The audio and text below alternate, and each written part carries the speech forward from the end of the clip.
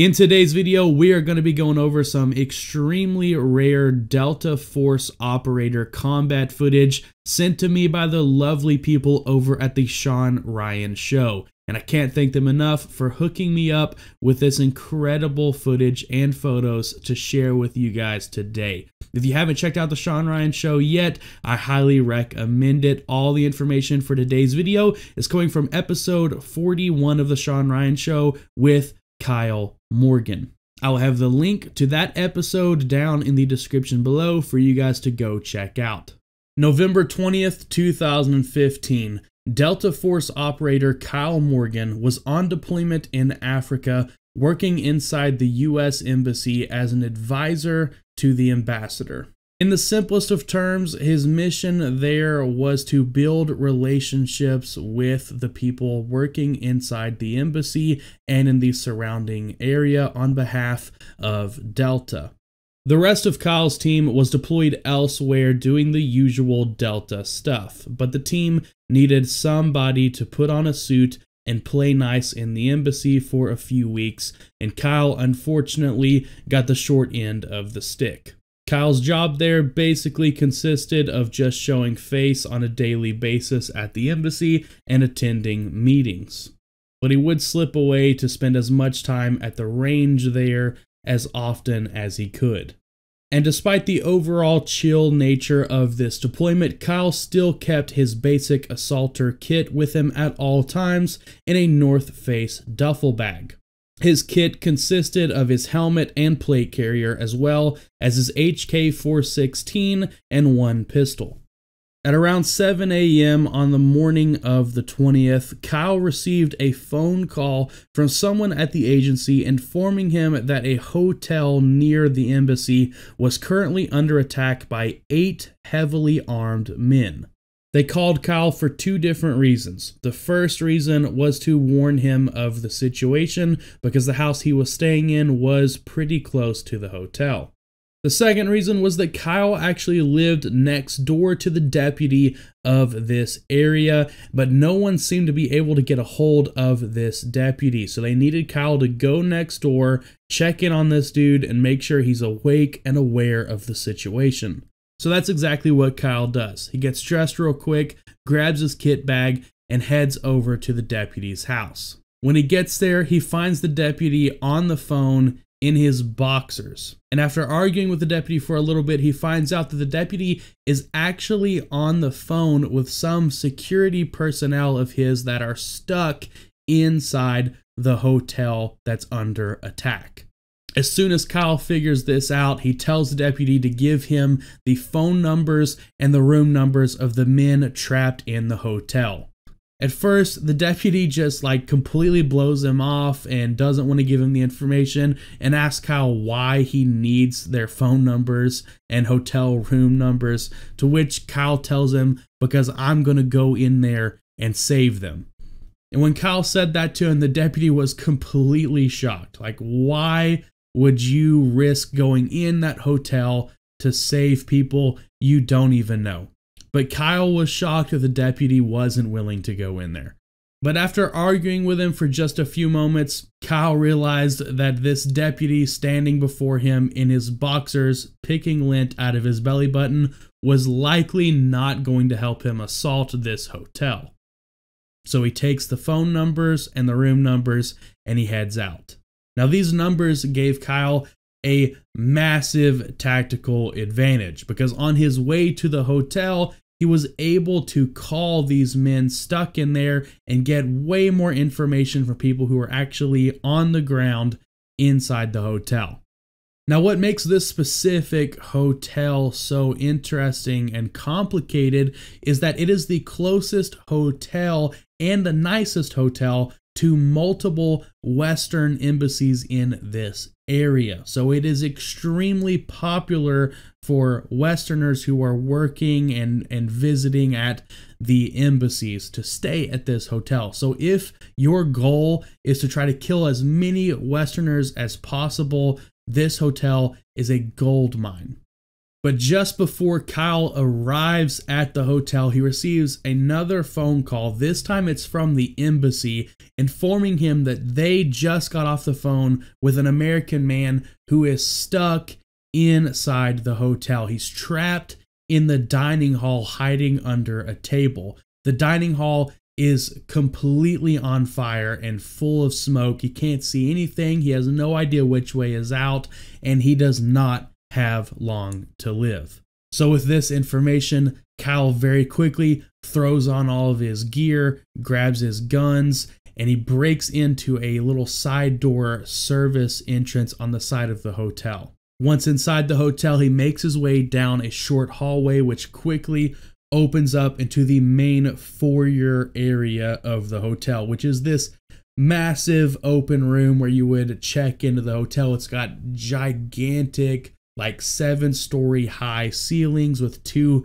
massive spiral staircases going up, and it is just complete sensory overload for Kyle. There are multiple bodies he can see laying around on the floor. There are fires everywhere, smoke. The fire alarms are blasting his ears, and he is just overwhelmed by everything going on around him. But remembering the man stuck in the dining hall, he's able to quickly snap himself back out of it to the best of his ability, and he starts making his way up the staircases to where he believes the dining hall is. Once he finds the dining hall, he kicks the door down and runs into the room. But his lungs almost immediately fill with smoke. He can't breathe at all, and on top of that, he can't see anything. The smoke is so thick in here, he's now lost sight of the door he just came in. So he has no choice but to drop as low to the ground as he possibly can and crawl his way back out of the room so he can breathe again. Once he catches his breath, he comes up with a plan to get this guy out. He calls the embassy back and requests the phone number of the man stuck in the dining hall. Once he gets that number, he then calls that guy and finds out exactly where in the dining hall he's located and coordinates with him so he's able to crawl through the smoke and find this dude. Once he finds him, he throws him on his shoulders and carries him out of the dining hall to safety. Thankfully, the people at the embassy know Kyle and they know exactly what he is capable of, so they are willing to offer their full support. Whatever Kyle needs, they've got him covered. So he's able to quickly convince a few people from the embassy to grab some vans and help him shuttle people from the hotel back to the embassy where they'll be safe. So the first van rolls up and Kyle loads this guy from the dining hall into the van and sends him back to the embassy where he'll be taken care of. At this point, Kyle has still not seen the gunman anywhere in the hotel, but he's received many more phone calls letting him know of people that are still trapped in their hotel rooms and are hiding. So Kyle grabs a random little scratch piece of paper off the floor and starts writing down names and room numbers so he'll know exactly who's left to be saved in the hotel. And then he starts going room to room, saving people and crossing names off the list. After clearing the first few floors of hotel rooms, Kyle makes his way into an emergency stairwell and starts heading up the stairs to go to some of the upper floors. The problem is, at the same time that he's going up this emergency stairwell, the gunmen are heading down, and they run right into each other. As Kyle comes around the corner of the stairwell, he finds himself staring straight down the barrel of a rifle at just 5 feet away, just a few steps above him. Both Kyle and the gunman immediately start firing at each other as they both kind of jump back around the corner behind cover.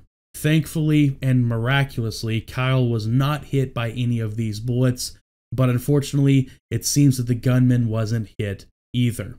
But Kyle at this point is angry and he is amped up. So he starts just chasing these gunmen up the stairs, screaming and cursing at them as he's running after them. But he is stopped dead in his tracks when he hears one of the gunmen pull the pin on a grenade. Kyle quickly jumps back down the stairs and around the corner to get any bit of cover he possibly can from the frag grenade just before it explodes. Thankfully, he's not hit by any of the fragmentation, but it's such an enclosed small stairwell, the blast from this grenade rocks him, and for the next few seconds, he is just in and out of consciousness. But Kyle quickly is able to pull himself back together by reminding him that he is the only one able to stop these evil men. So he starts to once again make his way back up the staircase to take out the gunman, but he is hit again with another grenade, being forced to jump around the corner once again and take another shockwave from the grenade. After taking that second blast, Kyle realizes that if he's going to take these gunmen out, he's going to need some help. So he takes a couple steps back down the staircase, but still holds a line of sight on the staircase to ensure the gunmen aren't able to come down, and he starts making phone calls to anyone and everyone, asking for any officer or guard or any security personnel that's willing to come to please come help him. And he very quickly finds himself with a super weird group of guards and security personnel that speak almost no English whatsoever. So he starts strategically, physically placing these men in spots where they can block all the stairwells and elevator shafts of the hotel to ensure that the gunmen are trapped on the top floor of the hotel, making sure they can't hurt anyone else, and it gives Kyle all the time he needs to clear all the other floors and make sure all other civilians are out of the area. And thankfully, while Kyle is doing this, help is on the way. One of Kyle's former teammates is currently embedded with a small French assault team in a neighboring country. And as soon as they hear about the situation Kyle's in, they hop on a chopper and head straight for the hotel. The French assault force arrived at the hotel at 1 p.m. So by the time they've arrived, Kyle has been in the hotel for almost 6 straight hours, just clearing hotel rooms, kicking in doors. He estimates that he kicked in over 50 hotel room doors. And several of the rooms that Kyle cleared actually had bodies laying just inside the hotel room right in front of the door. And he later found out that it's because the gunmen were actually going door to door, lightly knocking and pretending to be someone who needed help. And as soon as the people would come and open the hotel room door, they would open fire on them. But with the assault force now on site, Kyle was finally able to take a deep breath. The job wasn't done, but for the first time all day, he had a team. And that meant it was finally time to go after the men responsible. As they made their way through the hotel, the French assault force made a decision to put Kyle towards the back of the team, as he was not quite used to the tactics they would be using as they made their assault, which Kyle was totally cool with, as he had been the number one and only man all day long. But as the assault force made their way up to some of the upper floors of the hotel, the guys in front started exchanging rounds with someone up ahead. Turns out that they were exchanging rounds with one of the security guards that had been helping Kyle out earlier. The French assault force didn't know what the gunmen looked like, and neither did the security guards. So as soon as they saw someone they didn't recognize with a gun, they just started shooting at each other.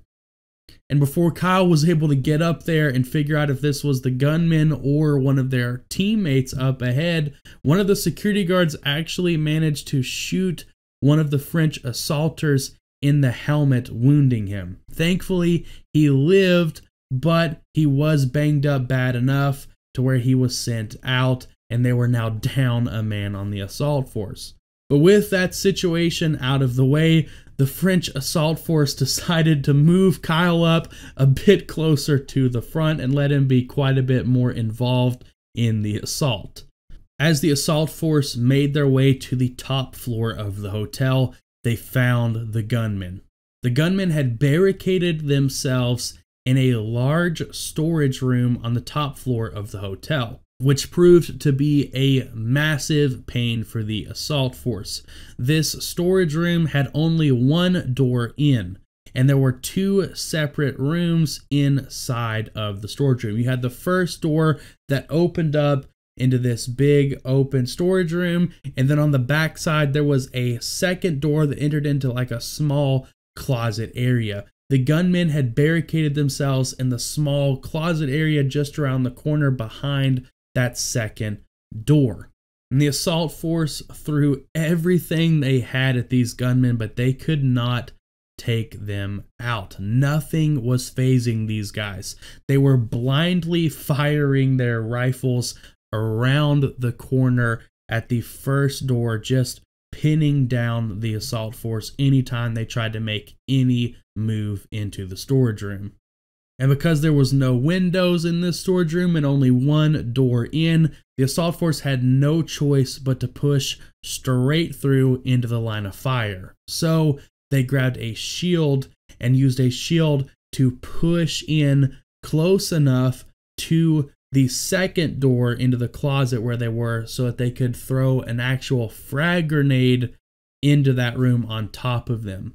But as they pushed forward with the shield, the gunmen unloaded on that shield, and the guy carrying the shield actually took a round into the hand and up his arm, shattering his hand. But somehow he managed to keep the shield up and was able to get close enough for the guy behind him to throw a grenade right on top of the gunman.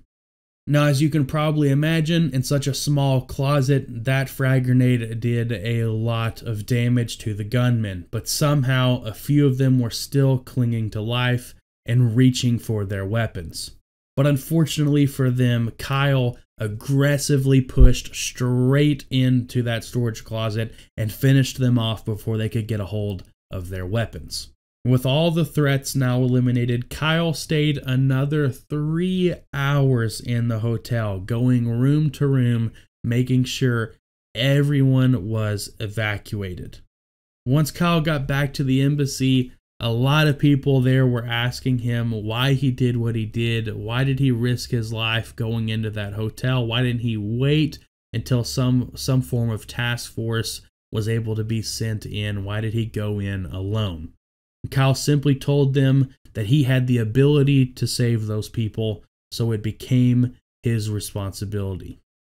And over the coming weeks, Kyle went back to that hotel many times to try and make sense of the whole situation. But one of the last times he went into the hotel, he took the door from the storage room the gunmen were barricaded in, and he turned it into a beer pong table back at his house.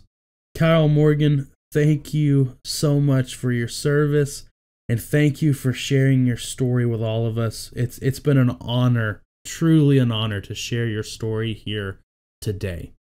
And again, guys, if you haven't checked out the Sean Ryan Show, specifically the episode with Kyle Morgan, I can't recommend it enough. Kyle goes into way more detail in this story than what I did here. This is meant to be kind of like a shorter, quick little version of the story, but he goes into all the details of this story. So if you guys want to hear more about this, I can't recommend it enough. Go check out that episode with Sean Ryan and Kyle Morgan. It is linked down in the description below. Kyle's story deserves to be heard. With all that being said, thank you guys so much for checking out the video. I hope you all have a fantastic rest of your day, and I will talk to you guys later.